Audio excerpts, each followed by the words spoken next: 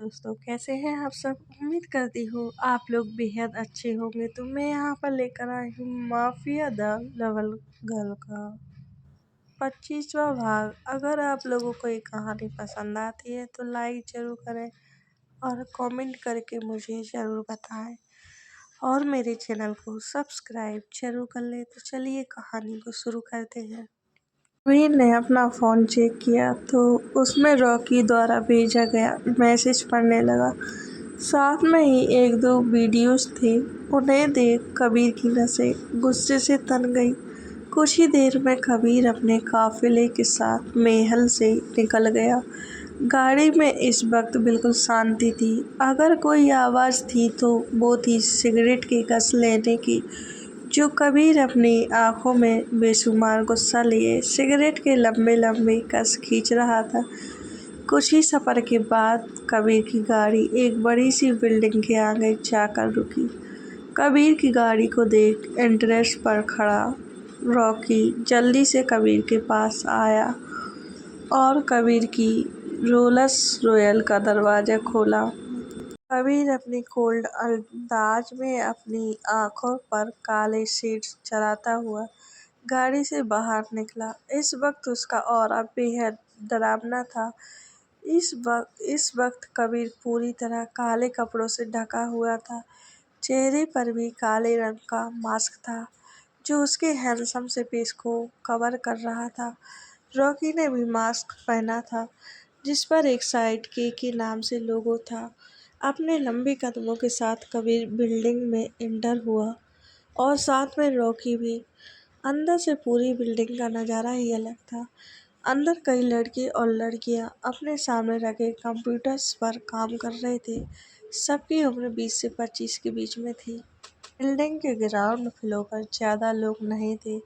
अगर कुछ था तो एक साइड कतार में लगे कई तरह के कार्टून्स बॉक्स और हर एक बॉक्स पर एक लोगो था जो के नाम से था।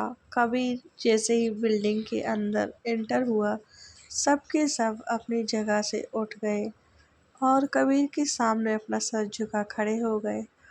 कबीर उन सब पर एक नज़र डालता हुआ लिफ्ट में चढ़ गया। लिफ्ट ऊपर जाने के बजाय नीचे की ओर जा रही थी। कुछ ही समय में लिफ्ट रुकी। लिफ्ट खुली। सामने एक बड़े से एरिया में वो अंडरग्राउंड जगह फैली हुई थी।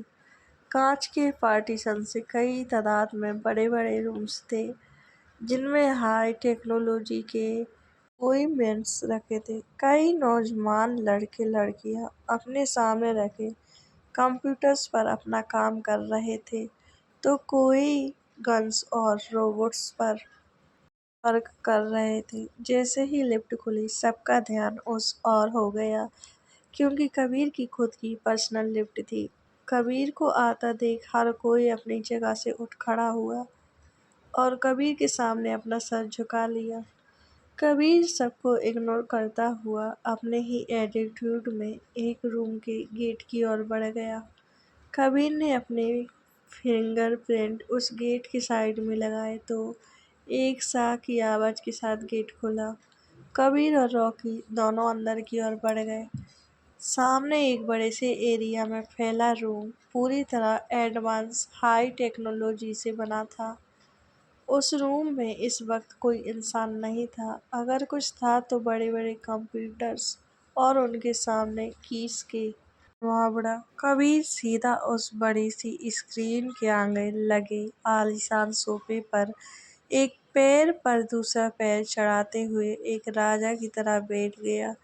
रॉकी चलता हुआ उस स्क्रीन के सामने गया और कीज पर अपनी उंगलियां दौड़ानी शुरू कर दी। कुछ ही देर में उस स्क्रीन पर कुछ फोटोग्राफ और वीडियो दिखने शुरू हो गए। उन फोटोग्राफ्स और वीडियो में कई शिप्स दिखाई दे रही थी और उसके साथ ही एक शख्स जो कुछ फॉरेनर के साथ बातें करते हुए दिखाई दे रहा था। फोटोग्राफ्स रॉकी आगे स्क्रॉल कर रहा था। वो शख्स उन लोगों के साथ कोई डील कर रहा था। कुछ खुले बैग्स के फोटोग्राफ्स भी थे जिनमें वाइट पाउडर की पैकिंग्स और हथियार थे। कुछ ही देर में फोटोग्राफ्स बंद हो गई बॉस ये सब इंडिया में लाया जा रहा है, इसका ट्रांसपोर्ट शिप्स से होगा। अभी ये इंडियन ओकनील से 25 मील दूर है। से मार को इंडिया भेज रहा है और यहाँ से सुमेर इन ड्रग्स और हथियार के बदले गोल्ड और लड़कियों को मार्को के हवाले कर रहा है। रॉकी एक गहरी सांस लेता हुआ बोला, इंडियन ओकलीन में पहुंचने से पहले ही शिप को डिस्ट्रॉय कर दो और इस सुमेर का मुंह खुलवाओ। अभी तक इसने जितनी भी ह्यूमन ट्रैफिकिंग की है, हर एक का पता लगाओ। उसके बाद तुम जानते हो उसका क्या करना है। कबीर अपनी सख्त आवाज में बोला, यस बॉस। रॉकी अपना सर हिलाते हुए बोला, और उस तोते का पता लगा किसने भेजा था उसे, और आखिर वो अंदर दाखिल कैसे हुआ। इस बार कबीर की आवाज बेहद डरावनी थी। बॉस, राका इंडिया आया हुआ है और उसी ने उस डिवाइस को भेजा था, और जिस गार्ड ने सिक्योरिटी के साथ छेड़खानी की, उसका मुंह खोलने के लिए हमें 4 डिग्री का इस्तेमाल करना पड़ा, और मरते वक्त उसने राका का ही नाम लिया था। कबीर की आंखें इस वक्त गुस्से से भड़क रही थी। आखिर उसी के आदमी ने उसके साथ धोखा किया, और ऊपर से उसकी डॉल उसके एक दुश्मन की नज़रों में आ चुकी थी। प्रिया की सिक्योरिटी बढ़ा दो, कोई भी मेरी डॉल के आसपास भी नहीं भटकना चाहिए। कबीर की आवाज़ इस वक्त हद से ज़्यादा कड़क और भयानक थी। Yes boss. रॉकी को इस वक्त कबीर के पास रुकने पर से सांस लेने में दिक्कत हो रही थी। कबीर फिर अपनी जगह से उठा और उस रूम से निकल सीधा एक दूसरे रूम में बढ़ गया। ऐसे ही शाम होने लगी। इधर दादी और विमान लिविंग रूम में बैठे बातें कर रहे थे। ये कबीर कहाँ है? बिना कुछ बताए ही का कब से गायब है? दादी विमान को देख बोली, कोई जरूरी काम हो गया होगा दादी, बताकर तो जाना चाहिए था। दादी चिंता करती हुए बोली। तभी बाहर से गाड़ियों के रुकने का शोर हुआ। लगता है भाई आ गए, विमान एंट्रेंस की ओर देखते हुए बोला। दादी ने भी गेट की और नजरें की तो आकाश अपनी पॉकेट में हाथ डाले और दूसरे में कार की घुमाता हुआ डैशिंग बे में अंदर आ रहा था। हे चैंप, क्या हो रहा है? आकाश विमान के बालों को बिगाड़ता हुआ बोला। भाई मेरे बाल मत बिगाड़ा करो, विमान अपने बालों में हाथ घुमाता हुआ बोला। आकाश विमान के बुगड़े मुंह को देख हंसता हुआ दादी के गले लग गया। हेलो माई जान, मैं आपके लिए एक सरप्राइज लाया हूँ। सरप्राइज मेरे लिए? दादी आकाश को देख मुस्कुराते हुए बोली। हाँ, वो देखो वो रहा आपका सरप्राइज। आकाश गेट की ओर इशारा कर बोला। दादी ने गेट की ओर देखा, जहाँ एक शख्स अपने आप को एक भालू के कपड़ों में ढके खड़ा था। बदमाश, क्या अब मेरी उम्र इन खिलौनों से खेलने की है? दादी आकाश के कान पकड़ बोली। आउच दादी, मैं क्या करूं? इस लड़के का भालू बनकर आने की क्या जरूरत थी? आकाश मन ही मन बोला। वो शख्स चलता हुआ तीनों के पास आने लगा। दादी, ये तो चल भी रहा है कि बड़ा काम आने वाला है। मेहमान उस भालू को देख बोला। वो शख्स सीधा दादी के सामने रुका और अपने घुटनों के बल बैठ दादी के सीने से लग गया।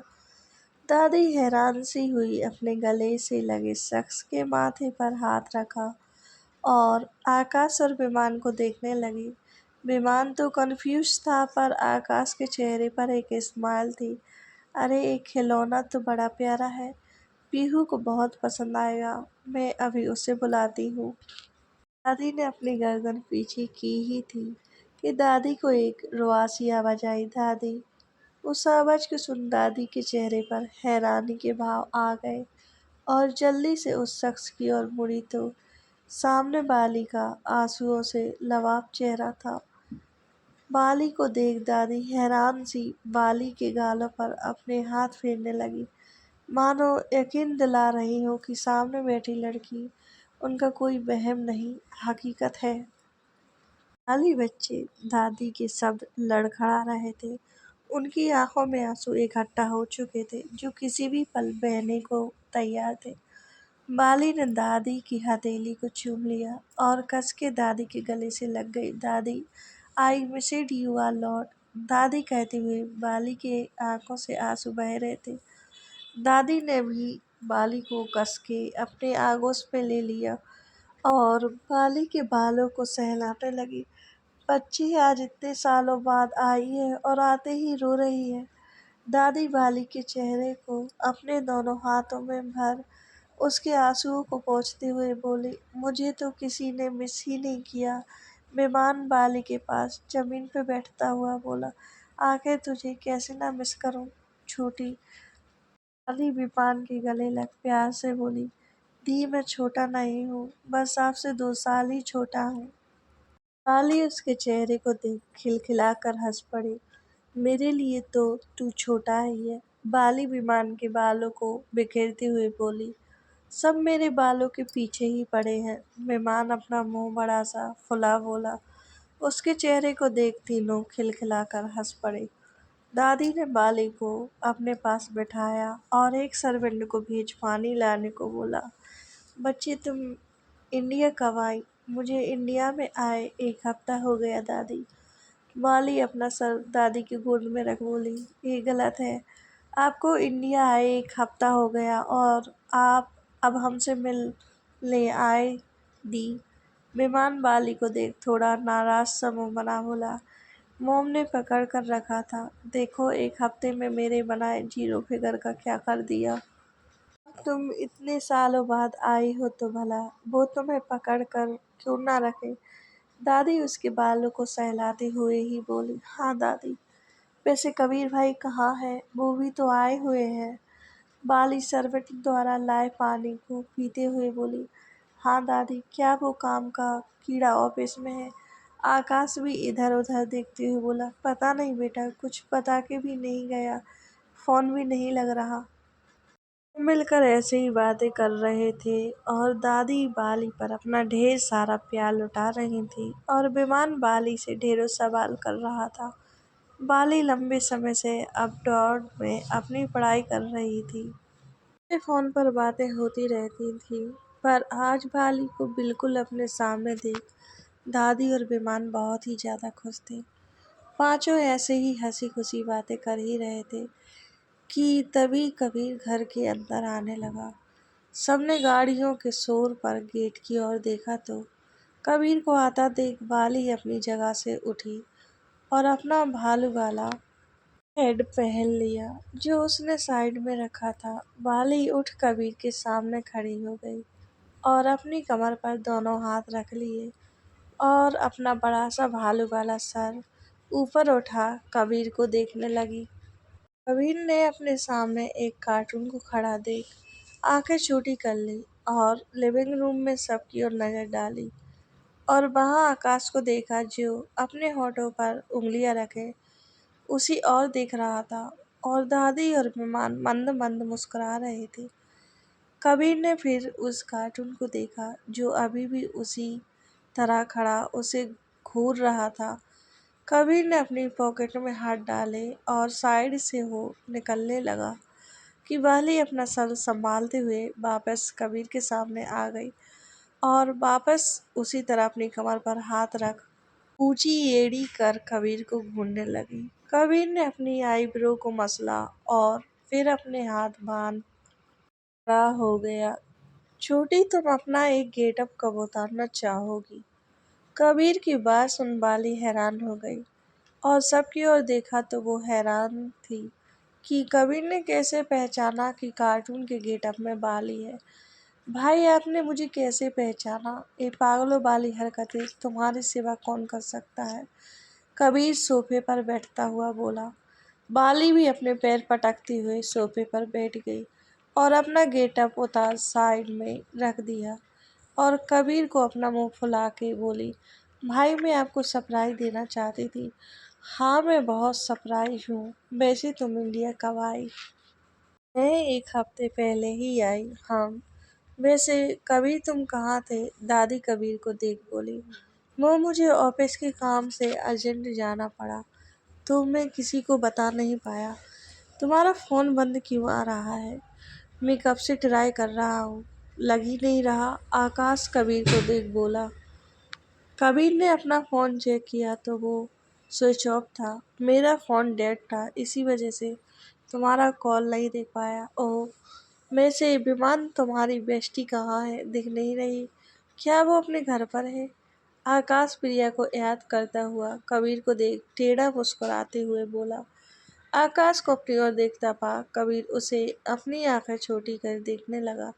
विमान जो उस भालू के गेटअप को पहन रहा था, वो अपने सर पर भालू का हैट लगाते हुए बोला। अरे नहीं, वो किताबी कीड़ा लाइब्रेरी में बैठी पढ़ रही है। बदमाश, खबरदार, अगर मेरी बच्ची के बारे में बोला तो खुद से पढ़ा नहीं जाता है। नहीं, और मेरी प्यारी बच्ची के बारे में बोल रहा है। कभी बुक उठा के पढ़ने बैठा है, सब दिन घूमते रहता है। दादी विमान पर बिफरते हुए बोली। क्या दादी कितना कुछ सुना दिया? मेहमान अपना मुंह लटका बोला। उसका लटका मुंह देख आकाश को हंसी आ गई।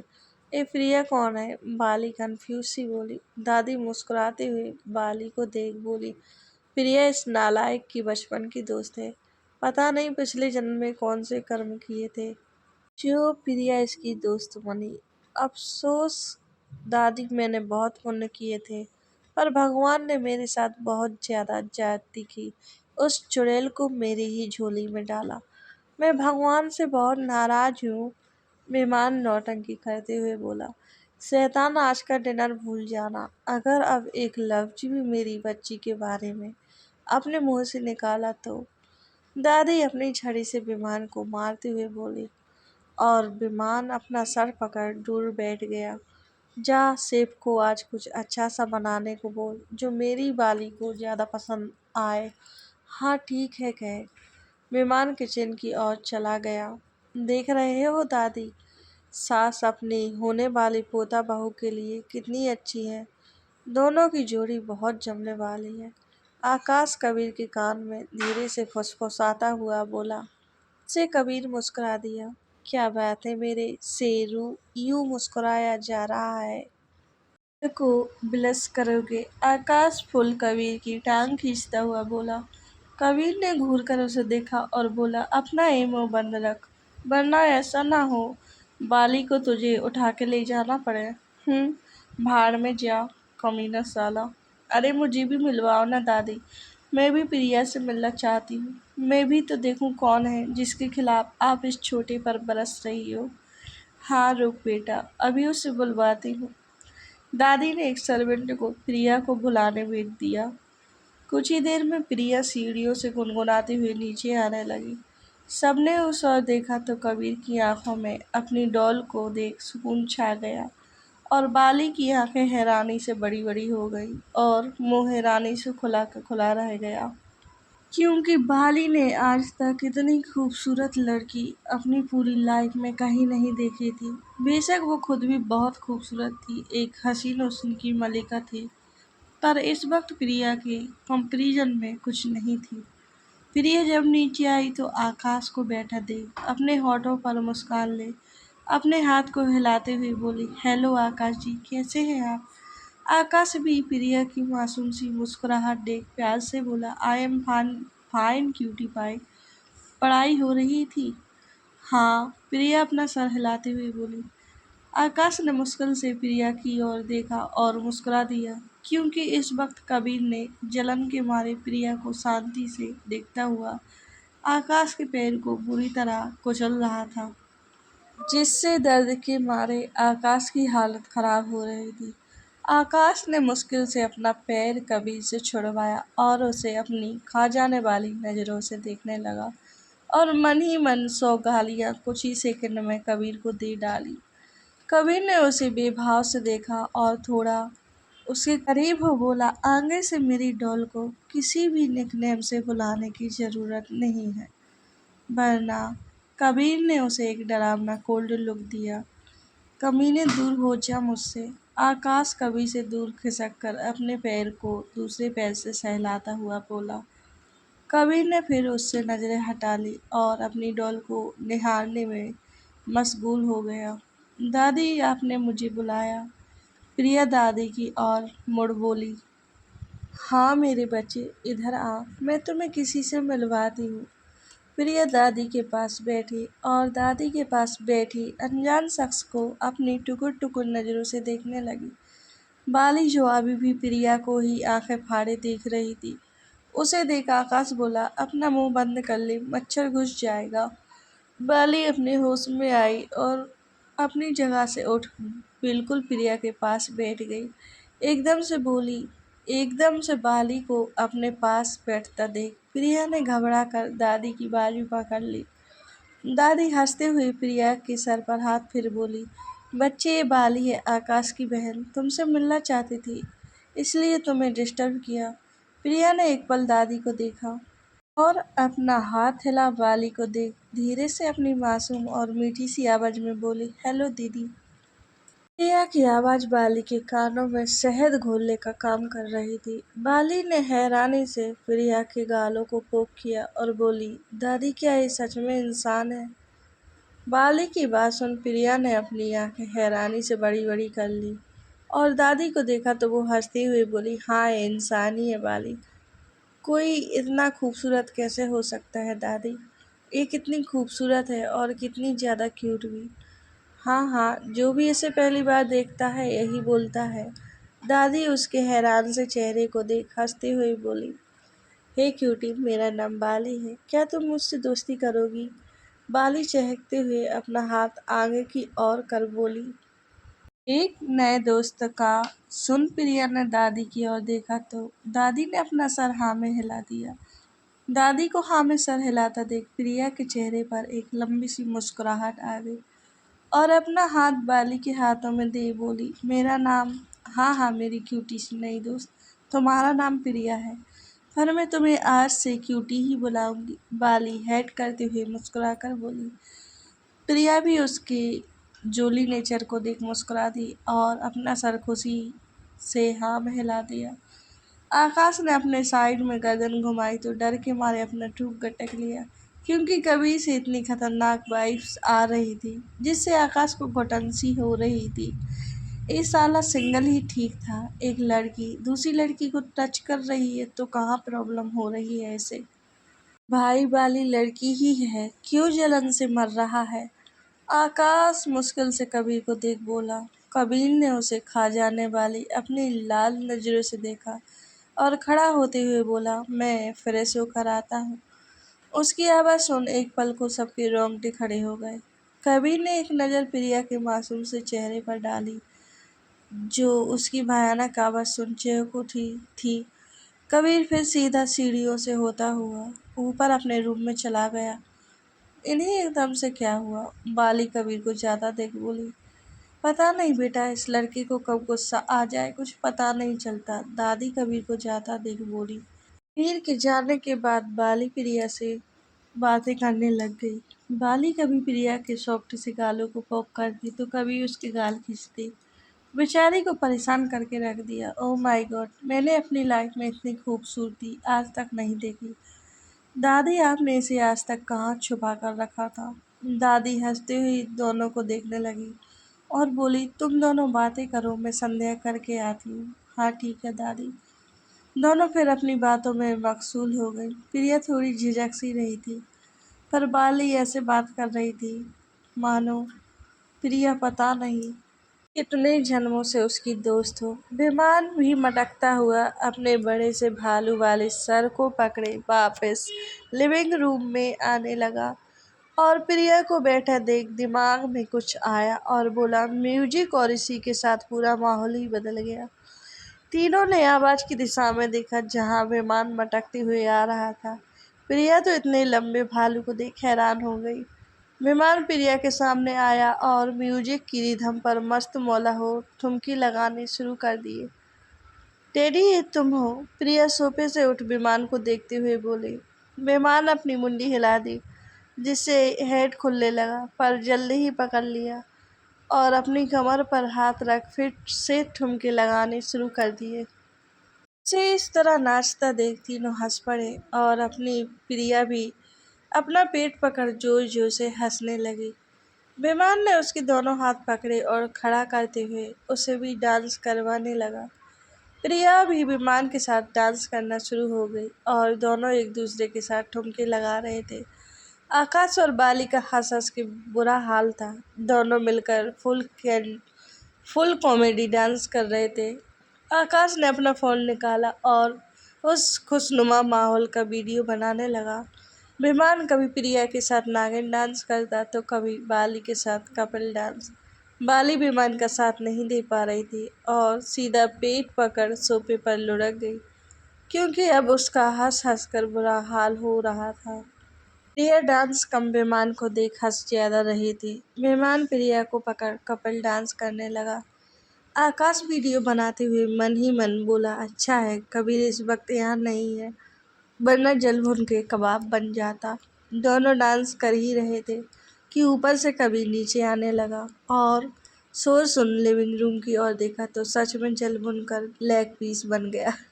विमान की नज़र जैसे ही कबीर पर पड़ी, उसने जल्दी से स्टॉप बोला तो म्यूजिक रुक गया और सीधा जा सोफे पर चुपचाप बैठ गया, क्योंकि कबीर को शोर शराबा बिल्कुल भी पसंद नहीं था। प्रिया भी विमान के पास हाँफते हुए बैठ गई और कस के अपना पेट पकड़ लिया, क्योंकि ज़्यादा हंसने की वजह से उसका पेट दर्द कर रहा था। क्या हुआ विमान, तुम्हारा नागिन डांस बंद कैसे हुआ? बाली विमान को एकदम से रुकता देख बोली।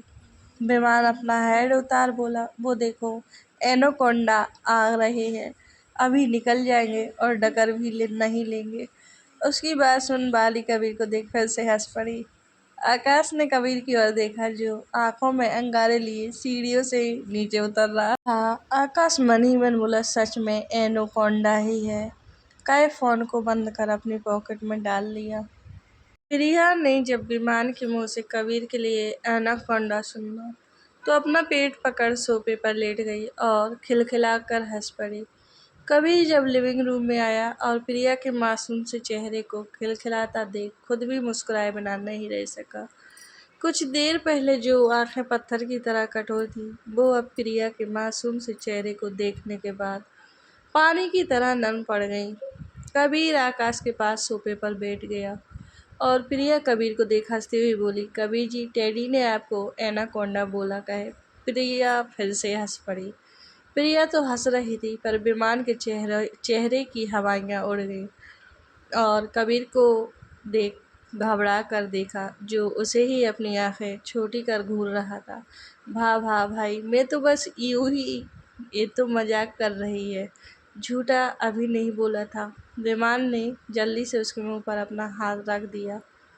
झूठा अभी नहीं बोला था। मेहमान ने जल्दी से उसके मुंह पर अपना हाथ रख दिया और कबीर को अपने दांत दिखाते हुए बोला, भाई इसने कुछ गलत सुन लिया, आप इसे इग्नोर करो। बाली प्रिया को इस तरह कबीर से बातें करते देख शौक में थी, क्योंकि वो कबीर की नेचर से बाखूबी वाकिफ थी कि कबीर को लड़कियों से दूर दूर तक कोई लेना देना नहीं था, और अगर किसी से मतलब था तो वो था उसका काम। काम और काम। बाली अपनी स्टडीज अमेरिका में ही कर रही थी, जिससे कभी कभार कबीर से उसके ऑफिस में मिल लेती और आकाश से भी कबीर की कई खौफनाक खबरें सुनी थी, जिससे बाली खुद कबीर से बेहद डरती थी और कबीर के सामने सोच समझ कर ही मुंह खोलती थी। कबीर ने विमान के हाथ को प्रिया के मुंह पर देखा तो अपनी आवाज़ में गुस्सा लिए बोला, हाँ ठीक है, इसके मुंह से अपना हाथ हटाओ। हाँ हाँ भाई। विमान ने फिर जल्दी से अपना हाथ हटा लिया और प्रिया अपनी बिल्ली जैसी नज़रों से उसे घूरने लगी। मोटा भालू, झूठा भालू, चुप हो जा देवी, क्यों मरवाने पर तुली है। विमान आंखों ही आंखों प्रिया के सामने गिड़गिड़ाने लगा। बाली ने कबीर के चेहरे को देखा, जो हमेशा की तरह कठोर ही था। बाली के दिमाग में जो ख्याल आ रहे थे वो उसने झटक दिए। दादी भी एक सर्वेंट के साथ वापस हॉल में आ गई और सोफे पर बैठते हुए सर्वेंट को सबको कॉफ़ी देने को बोला। सर्वेंट ने सबको कॉफ़ी दी और प्रिया को जूस दे चली गई। क्यूटी, क्या तुम कॉफ़ी नहीं पीती? बाली प्रिया के हाथ में जूस देख बोली, नहीं दीदू, कॉफ़ी मुझे अच्छी नहीं लगती। प्रिया कॉफ़ी मग को देख अपना मुंह सिकोड़ते हुए बोली, बाली उसके चेहरे के क्यूट से भाव देखा दी और उसके गालों को खींचते हुए बोली, ओ तुम कितनी क्यूट हो यार। कब से बेचारी के गाल खींच रही हो, अब रुक भी जाओ। आकाश अपने पास बैठे जल कुकड़े को देख बोला, जो बाली के बार बार प्रिया के टच करने पर किसी भट्टी की तरह तप रहा था। अरे भाई, इसके गाल बिल्कुल रुई की तरह सॉफ्ट है, आप भी टच करके देखो। बाली अभी भी लगातार प्रिया के गालों को अपनी उंगली से पोक करते हुए बोली। आकाश ने कबीर की घूरती नजर खुद पर पाई तो अपना चेहरा घुमा कबीर को देखा, जो उसे ही अपनी खा जाने वाली नजरों से देख रहा था और आंखों ही आंखों वार्न कर रहा था, खबरदार अगर मेरी डॉल को छूने की कोशिश भी की तो। आकाश ने जल्दी से अपनी नजरें हटा ली और बाली को देख मन ही मन बोला, आज ये लड़की खुद भी मरेगी और मुझे भी मरवाएगी। मन तो कर रहा है अभी उठा के बाहर फेंकाऊं इसे। विमान ने प्रिया के परेशान चेहरे को देखा और बाली को देख बोला, दी बाद में खींच लेना इसके गाल, आपकी कॉफी ठंडी हो जाएगी। हाँ ये भी है, मेरा तो अभी इसके गाल खाने का मन कर रहा है। बाली की बात सुन प्रिया ने अपनी आंखों को हैरानी से बड़ा बड़ा कर लिया और अपने गालों पर हाथ रख लिया। अरे मेरी क्यूटी पाई, मैं तो मजाक कर रही थी। बाली प्रिया की घबराई आंखों को देख हंसते हुए बोली। सब प्रिया के मासूम से चेहरे को देख हंस पड़े और कबीर वाली को गुस्से से घूरने लगा। आखिर उसकी हिम्मत कैसी हुई डॉल को डराने की। आखिर प्रिया को खाने का हक सिर्फ उसका था। सभी ऐसे ही हंसी खुशी बातें करने लगे। धीरे धीरे डिनर का भी वक्त हो गया। सर्वेंट सबको डिनर का बोलने आया तो दादी ने सबको कहा, बच्चों पहले डिनर कर लो, फिर बाकी की बातें करते रहना। तब उठकर डाइनिंग हॉल में आ गए। आज कभी जानबूझकर प्रिया के पास वाली सीट पर बैठा। डाइनिंग टेबल बहुत बड़ा था, कुल मिलाकर 20 लोग आराम से एक साथ बैठकर खाना खा सकते थे। दादी हमेशा की तरह हेड कुर्सी पर बैठी थी और आकाश और बाली दोनों साथ में बैठे थे और विमान प्रिया के पास वाली चेयर पर। सर्वेंट आगे आए और सबको डिनर सर्व करने लगी। क्या बात है दादी, सब कुछ मेरी पसंद का बना है। बाली खाने की खुशबू लेते हुए दादी को देख मुस्कुराते हुए बोली। हाँ बच्चे, आज सब कुछ तेरी पसंद का है। चलो अब सब अपना डिनर स्टार्ट करो। फिर सबने डिनर करना शुरू किया। प्रिया को कबीर की चोट याद आई तो कबीर की ओर देखा, जो अपनी तिरछी नज़र से उसे ही देख रहा था और प्रिया को अपनी ओर देखता पा हो गई नौटंकी शुरू। कबीर जी, आपके हाथ में अभी भी दर्द है। प्रिया फिक्र भरे लहजे में कबीर का बड़ा सा हाथ अपने छोटे छोटे हाथों बेहद आराम से पकड़ बोली। नहीं, अब दर्द नहीं है, कबीर मन ही मन उछलता हुआ बोला, पर चेहरे के भाव और आवाज़ को कठोर ही बनाए रखा। सबका ध्यान प्रिया की कही बात पर गया तो कबीर के हाथ की ओर देखा, जहाँ पट्टी बंधी थी, जिससे पहले कबीर ने बड़ी होशियारी से सबसे छुपा कर रखी थी। बेटा, ये तुम्हारे हाथ में कैसे लगी? दादी चिंता करते हुए बोली। कबीर कुछ बोलता प्रिया बोल उठी, दादी कबीर जी बहुत लापरवाह है। सुबह पानी के गिलास को इतनी जोर से पकड़ा कि गिलास इनके हाथ में ही टूट गया और पूरा हाथ जख्मी कर लिया। प्रिया कबीर की सुबह की लापरवाही दादी को बताते हुए बोली। कबीर, ये सब क्या है बेटा? दादी कबीर की फिक्र करते हुए डांटने लगी। दादी सब ठीक है, ज़्यादा नहीं लगी, आप चिंता मत करो। कबीर दादी को शांत करवाते हुए बोला। बाली, जो मुंह फाड़े प्रिया के हाथ को देख रही थी, जिसमें उसने कबीर का हाथ पकड़ा था, और फिर कबीर के चेहरे को, जहाँ कोई चिढ़ के भाव नहीं थे और ना ही कबीर ने अपना हाथ वापस खींचा था, बल्कि जैसे प्रिया ने पकड़ा था वैसे ही पकड़े रहने दिया। बाली ने अपने हैरान चेहरे को आकाश की ओर घुमाया और बोली, भाई आज क्या हो रहा है? कैन यू एक्सप्लेन मी और I am dreaming all this things. Akash, जो अपने फ़ोन में कुछ टाइप कर रहा था, बाली को एक नज़र देख फिर कबीर को देख मुस्कुराते हुए बोला, बहुत लंबी कहानी है, बाद में बताऊंगा। बाली ने आकाश के चेहरे के नॉर्मल भाव देखे तो दाल में कुछ काला लगा। इसे कौन बताए कि यह तो पूरी दाल ही काली है। इसलिए जल्दी से वो भी नॉर्मल हुई और कबीर को देख बोली, भाई क्या आपने डॉक्टर से कंसल्ट किया? मैंने सुबह कहा था पर भाई माने ही नहीं। विमान वाली को देख बोला, ए क्या बात हुई बेटा, कांच घुसा था, हाथ में इन्फेक्शन हो सकता है। तुम इतने लापरवाह क्यों हो? दादी इस बार थोड़ा नाराज होते हुए बोली। उस पर प्रिया ने और नमक मिर्च डाल दी। अरे दादी, तो सुबह ड्रेसिंग करवाने में भी 100 नखरे कर रहे थे। टेडी ने जिद की तब जाके तो इन्होंने ड्रेसिंग करवाई। दादी अब उसके मासूम से चेहरे को देख मुस्कुराए बिना नहीं रह सकी और कबीर के चेहरे को देखा जो एकटक अपने पास बैठी लड़की को निहारे जा रहा था, जो उसकी शिकायत पर शिकायत किए जा रही थी। अच्छा बेटा, हाँ दादी, प्रिया अपना सर मासूमियत से हाँ में हिलाती हुई बोली। तुमने अच्छे से ड्रेसिंग तो कर दी ना? हाँ वो तो मैंने कर दी। प्रिया कबीर के हाथ को ऊपर उठा थोड़ा दादी की ओर करते हुए बोली। गुड, दादी ने मुस्कुराकर कहा। अब चलो सब अपना डिनर स्टार्ट करो और बेटा तुम एक बार डॉक्टर को जरूर दिखा देना। हाँ, कबीर ने अपनी गर्दन हिला दी। सबने फिर अपना अपना डिनर स्टार्ट किया तो प्रिया ने कबीर को देखा और बोली, मैं आपको खिला देती हूँ। नहीं, मैं खुद खा लूँगा। कबीर थोड़ा ना नकुर करने लगा पर मन में तो लड्डू फूट रहे थे। आखिर चाहता भी तो यही था। आपके हाथ में दर्द है, आप कैसे खा पाओगे? सुबह भी तो नहीं खाया जा रहा था और लेफ्ट से तो आप स्पून भी नहीं पकड़ पा रहे थे। आकाश का ये सुन कान खड़े हो गए और कबीर के चेहरे को देखा जो बोल कुछ और रहा था और करवाना कुछ और चाह रहा था।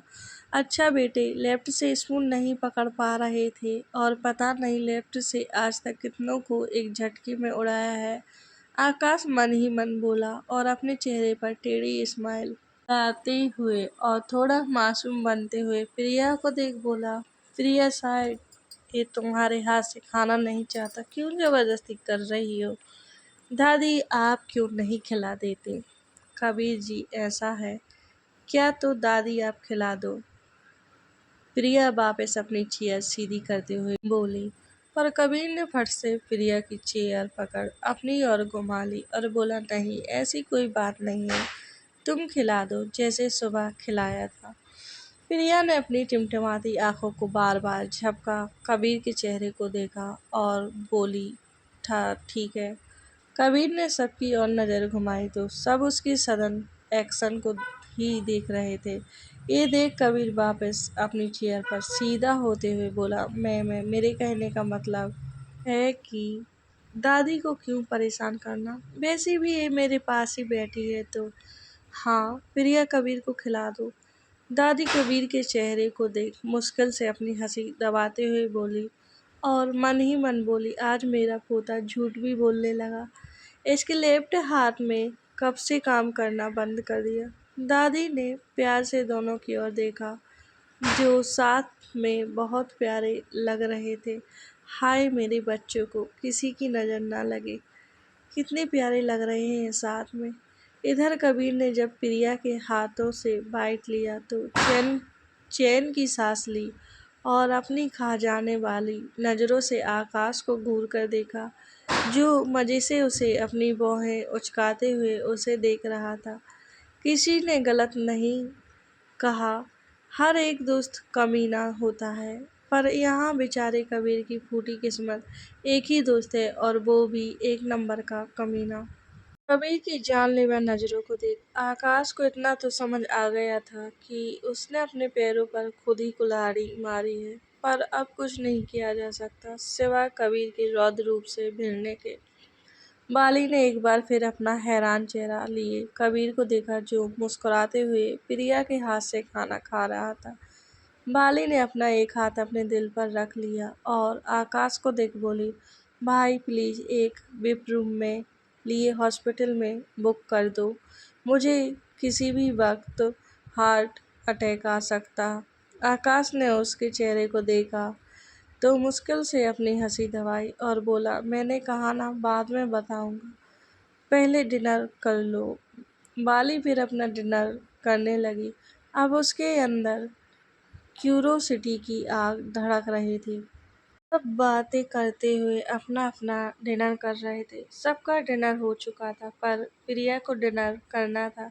क्योंकि वो कबीर को खिला रही थी। विमान का फ़ोन रिंग करने लगा तो वो अपना फ़ोन उठा बात करने चला गया। और दादी को भी खाना खाने के बाद मेडिसिन लेनी होती है, तो सर्वेंट उन्हें रूम में ले चली गई। आकाश ने दोनों लव बर्ड्स को देखा और बाली को देख बोला, बाली मुझे तुझसे थोड़ा काम है, चल कहे आगे निकल गया।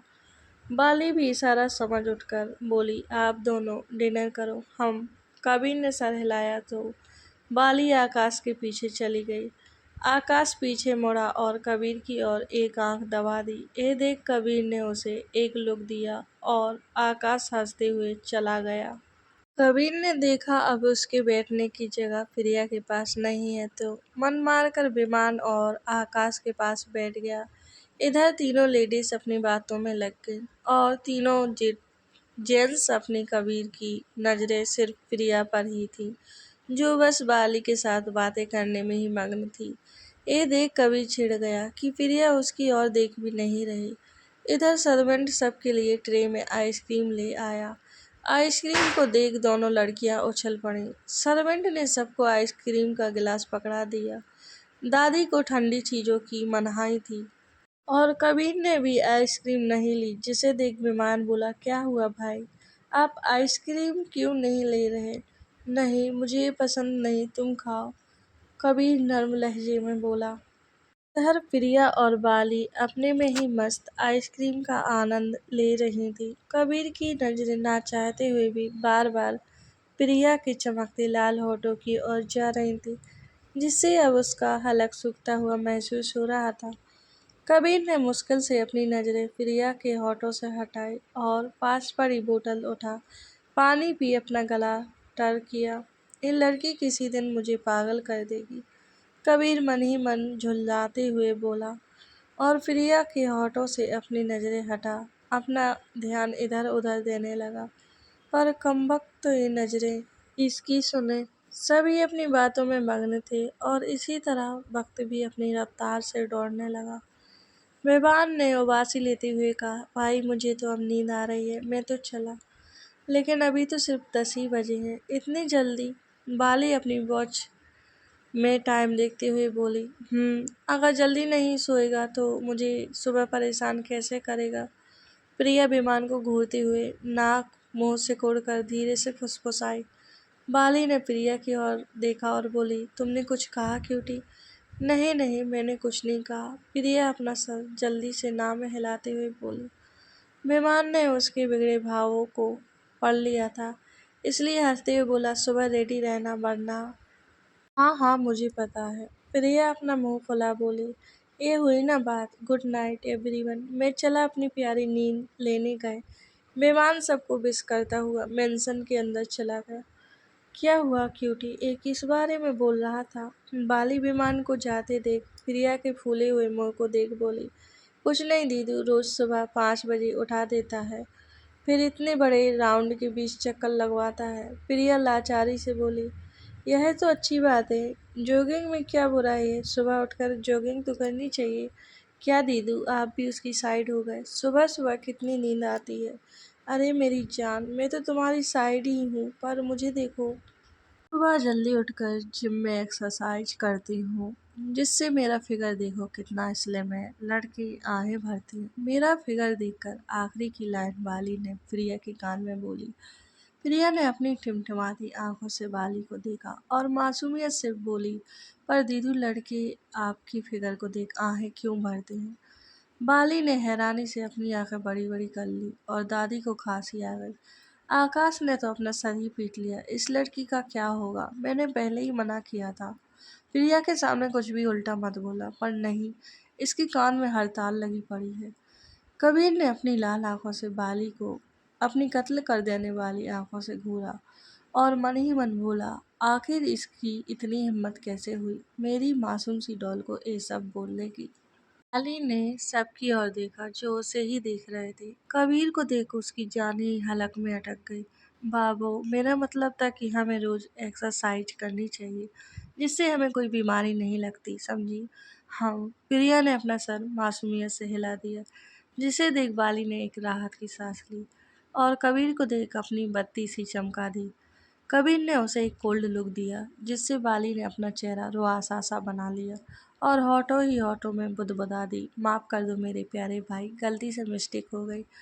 आकाश ने कबीर को देखा और बोला, ये पूरी की पूरी डेट पर गई है। अगर ये कुछ दिन और प्रिया के साथ रही तो समझ जाओ। कबीर ने उसे घूरा और बोला, उसे समझा दो, मेरी डॉल के साथ रहना है तो सही से रहे। आगे से इसने कुछ भी उल्टा सीधा मेरी जान के दिमाग में भरा तो इसका दिमाग खाली कराने में मुझे कुछ ही समय लगेगा। हाँ हाँ, समझा दूंगा। आकाश लाचारी से बाली को देख बोला। बाली ने दादी को देखा और बोली, दादी मुझे क्यूटी का घर देखना है, तो क्या मैं जा सकती हूँ? अभी नहीं बेटा, प्रिया की दादी महीने भर के लिए मुंबई गई हुई है और इस वक्त घर पर कोई नहीं है। प्रिया भी हमारे साथ ही रहती है। ओह, तो ये बात है।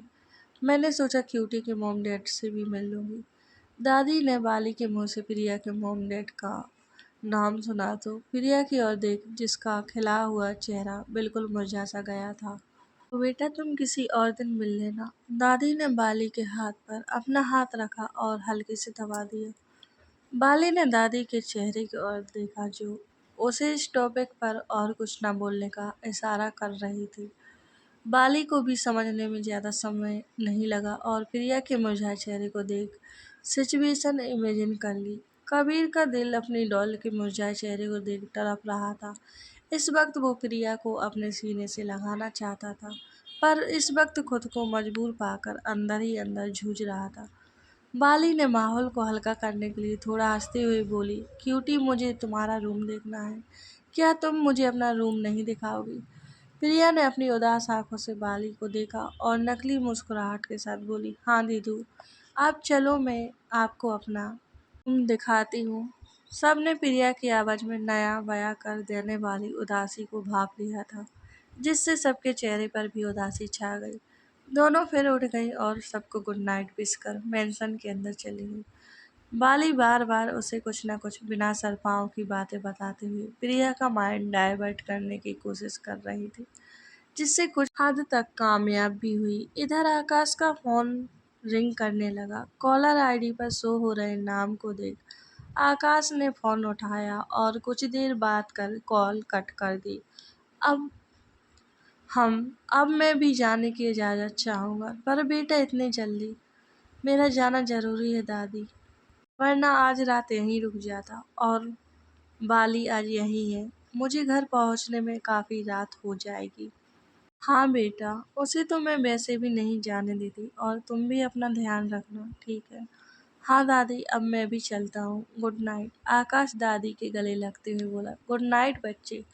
क्या मेरी ज़रूरत है? कबीर आकाश को देख बोला, अरे नहीं, मैं हैंडल कर लूँगा, अब मैं चलता हूँ, गुड नाइट कहे वहाँ से मुस्कुराता हुआ चला गया। सबके जाने के बाद कबीर दादी के पास आया और उनकी गोद में अपना सर रख लिया। दादी मुस्कुराते हुए कबीर के बालों को सहलाने लगी। क्या हुआ, काफ़ी परेशान लग रहे हो? कुछ नहीं दादी, सब ठीक है। क्या आप मुझसे कुछ पूछना चाहती हैं? कबीर दादी के आंखों में झांकते हुए बोला। दादी को कबीर के सवाल का भान हो गया कि वो किस बारे में बात कर रहा है। दादी उसी तरह लगातार कबीर के बाल सहलाने लगी और बोली, क्यों, तुम्हें क्यों लगता है कि मैं तुमसे कुछ पूछना चाहती हूँ?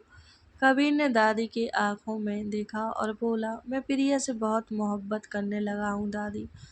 यकीन करो मेरा दादी, उस मासूम में जान बस चुकी है मेरी। जानती हूँ बेटे, आप उसे मुझसे दूर तो नहीं कर देंगी ना? कबीर की आवाज़ में इस बार एक तड़प थी। तेरी खुशी को तुझसे दूर करने वाली मैं कौन होती हूँ बेटे? मैंने तेरी इन आंखों में उस बच्ची के लिए बेहद प्यार देखा है।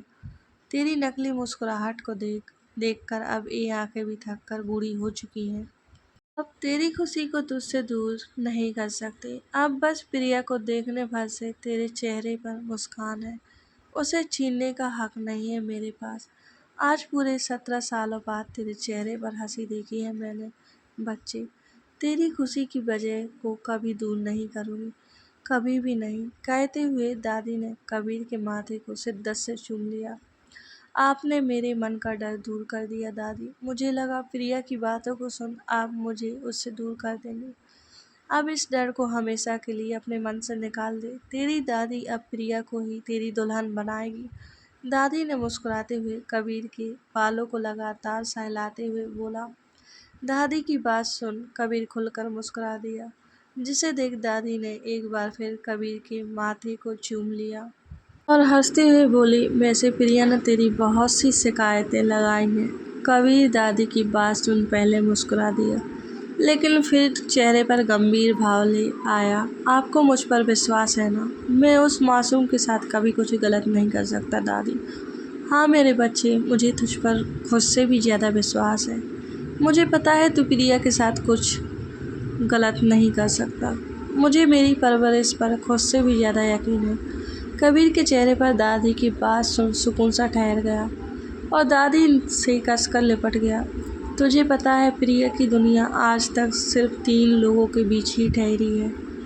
प्रिया की दादी, विमान और मैं। दुनिया के जिस पहलू को हम प्रिया से रूबरू करवाना चाहते थे, उसी से ही प्रिया आज तक रूबरू हुई है। उसकी मासूमियत का एक कारण हम 3 ही हैं। आज तक हमने सिर्फ प्रिया को सिक्के का वही पहलू दिखाया है जहाँ सिर्फ खुशी, शांति और सच्चाई है। सिक्के के दूसरे पहलू से हमने कभी प्रिया का सामना ही नहीं करने दिया। लेकिन दादी, इस बेदिल दुनिया में इतना मासूम होना भी ठीक नहीं। कल को वो भी दुनिया देखेगी, कई लोगों के साथ उसका उठना बैठना होगा। कौन सही है कौन गलत है, इसकी पहचान भी उसे खुद ही करनी होगी। दादी, मैं तेरी बातों से बिल्कुल सहमत हूँ बच्चे, लेकिन वक्त आने पर सब सही हो जाएगा। इस वक्त हम प्रिया के पिता से किए वचन से मजबूर हैं और दादी बीते वक्त में चली गई। प्रिया का पास्ट। आज से करीब 11 साल दिल्ली के पोर्स एरिया, रात के वक्त स्ट्रीट लाइट के नीचे से कई कीमती काली कारें एक खूबसूरत से बिला के लोहे के गेट को पार करते हुए अंदर दाखिल हुई। गाड़ियों के रुकते ही एक गार्ड ने आगे बढ़ सबसे बीच वाली ब्लैक ऑडी का गेट खोला और उसमें से एक उम्र दराज औरत कार से बाहर निकली। उस औरत ने मेंशन में जाने के लिए एक शख्स का इंतजार किया जो गाड़ी में ही बैठा था।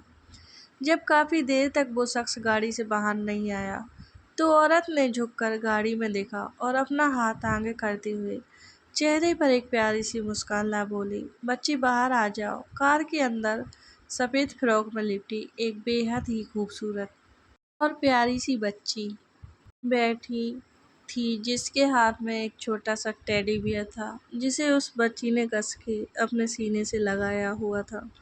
बच्ची के चेहरे के भावों से पता चल रहा था कि वो कितनी घबराई हुई है और ऊपर से उसकी वो खूबसूरत सी आंखें जो गाड़ी के बाहर काले कपड़ों में खड़े गार्ड को देख सहमी सी थी।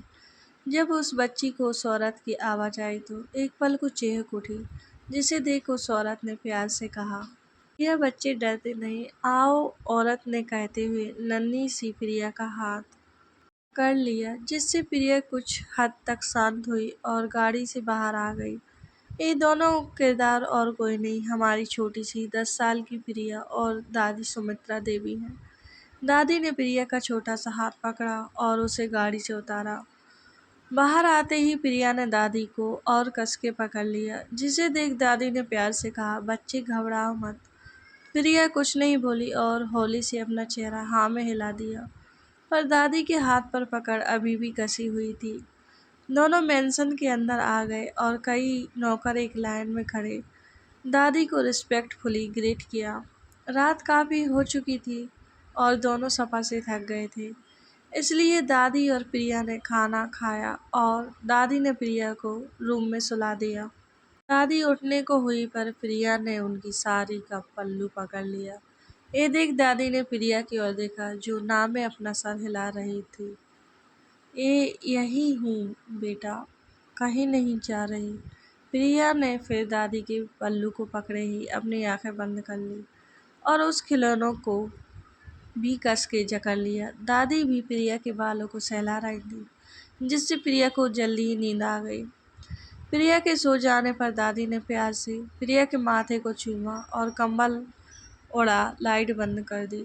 अभी कुछ ही समय हुआ होगा कि रूम का गेट खुला और एक शख्स जो सर से लेकर पांव तक काले कपड़ों से ढका हुआ था, वो बिना कोई आवाज़ किए अंदर आया और धीमे कदमों से चलता हुआ बेड के कुछ दूरी पर खड़ा हो गया और सोती हुई प्रिया को देखने लगा। सोती हुई मासूम सी प्रिया को देख उस शख्स के होंठ मुस्कुरा उठे, पर वक्त के साथ उस शख्स की आंखों में पानी इकट्ठा हो गया और गालों पर एक बूंद लुढ़क आई। उस शख्स की आंखों में बेहिसाब तड़प नजर आ रही थी। काफी देर तक वो शख्स एकटक प्रिया को बिना पलके झपकाए देखता रहा और जैसे ही जाने को मुड़ा, दादी की आवाज आई, बिना मिले ही चले जाओगे।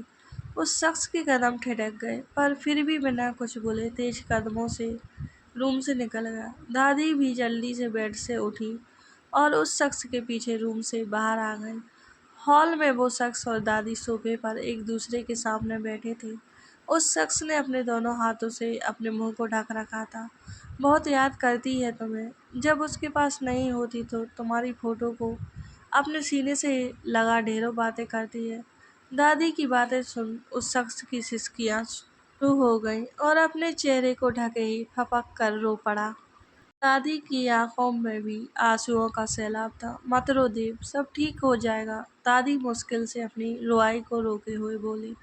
कब माँ, कब कब सब कुछ ठीक होगा। अब बर्दाश्त नहीं होता। अपने कलेजे के टुकड़े को गले से लगाने के लिए तड़प रहा हूँ। मुझसा बदनसीब बाप इस दुनिया में कोई ना होगा। माँ, कोई नहीं। वो शख्स लगातार बुरी तरह रोते हुए बोल रहा था। अब तक दादी जो खुद को रोने से रोके हुई थी, अब वो भी खुद को नहीं संभाल सकी और रो पड़ी और उठकर अपने बिलखते बेटे को शांत कराने के लिए उसके पास बढ़ी, पर देव जल्दी से उठकर दूर हो गया और अपने हाथ को आगे कर बोला, रुक जाओ माँ, पास मत आओ, क्यों भूल जाती हैं आप। दादी जहाँ थी वहीं रुक गई और धम से सोफे पर बैठते हुए अपने माथे को पीटते हुए रो पड़ी। माँ हूँ तेरी, नहीं रहा जाता मुझसे बेटे, जल्दी से सब ठीक कर दे। देव ने मुश्किल से खुद के आंसुओं को रोका और बोला, हाँ माँ, एक बार वो मेरे हाथ लग जाए फिर सब कुछ ठीक हो जाएगा, सब कुछ। देव की आंखें बोलते वक्त आग उगल रही थी। बेहिसाब गुस्सा, नफरत, घिन बेचार की आंखों में शामिल हो चुकी थी। दादी ने अपने आंसुओं को पोंछा और अपने बेटे की फिक्र करते हुए बोली, क्या तूने खाना खाया। देव ने अपनी माँ की ओर देखा और छोटी सी मुस्कान के साथ नाम में सर हिला दिया। आज आपके हाथों का बना खाना है माँ। दादी ने भी मुस्कुराकर हाँ में सर हिलाया और जल्दी से उठते हुए बोली, तू थोड़ी देर, मैं अभी कुछ बना के लाती हूँ। कहते हुए दादी जल्दी से किचन में चली गई। घर के सारे सर्वेंट बैक यार्ड में बने कॉटरेज हाउस में थे, क्योंकि रात के 2 बज रहे थे। दादी ने कुछ ही देर में बहुत सी लजीज चीज़ें बना दी थी और डाइनिंग टेबल पर सभी सामान को लगाते हुए बोली, आज सभी तेरे पसंद की चीज़ें बनाई है, जल्दी से खा के बता खाना कैसा बना है। दादी चेहरे पर खुशी लिए देव की प्लेट बनाई और सामने वाली कुर्सी पर बैठते हुए बोली। देव ने पहला निवाला लिया तो आंखों में एक बार फिर से आंसू आ गए, पर जल्दी से खुद के आंसुओं को पी गया, क्योंकि इस वक्त अपने आंसुओं से अपनी माँ को दुखी नहीं करना चाहता था। कैसा बना, क्या तुझे पसंद आया। हाँ माँ, बहुत स्वादिष्ट है। दादी अपने बेटे को मुस्कुराते हुए देखने लगी। कुछ खत्म हो जाने पर और परोस देती। देव, हाँ माँ, क्या यहाँ भी इस बच्ची को इस चार दीवारी में कैद रखेगा।